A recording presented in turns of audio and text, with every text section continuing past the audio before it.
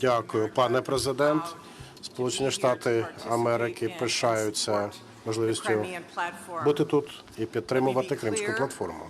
Хочу одразу заявити, ми разом з Україною, з усіма вами, ми одностайно засуджуємо незаконну анексію Криму. Зараз ми святкуємо 30-ті роковини, і США пишається тим, що впродовж 3 десятиліть ми були з вами,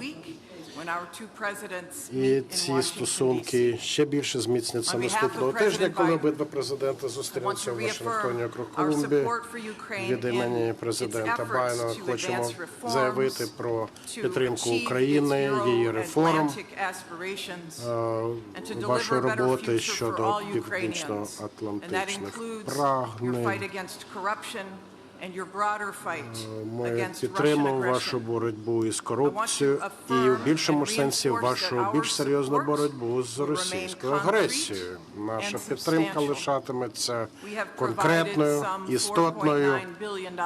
Ми вже надали $4,9 мільйони допомоги Україні лише у 2014 році, і ця підтримка триватиме далі. Ми надаватимемо підтримку Збройним силам України, зокрема щодо захисної зброї, обладнання, яких Україна потребує у боротьбі з російською агресією.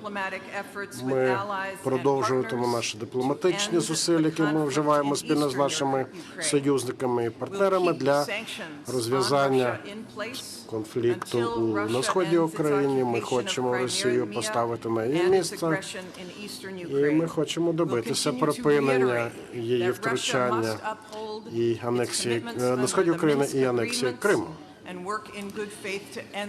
Ми абсолютно віддано працюємо в напрямку допомоги щодо вирішення цього конфлікту. Ми вважаємо, що ця Кримська платформа дійсно